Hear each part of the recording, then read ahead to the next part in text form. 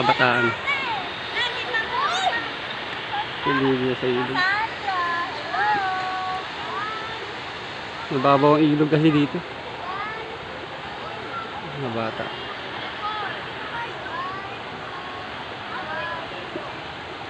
Okay. Aray ko. Yung mga kasama na nila. Patangay. So balik tayo sa Pechay. Ayan, Pechay Plato. Dahil ng plato. Tatangay.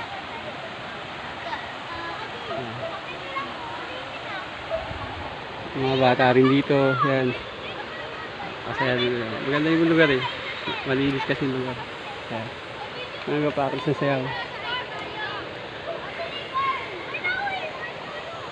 So pag ito masaya.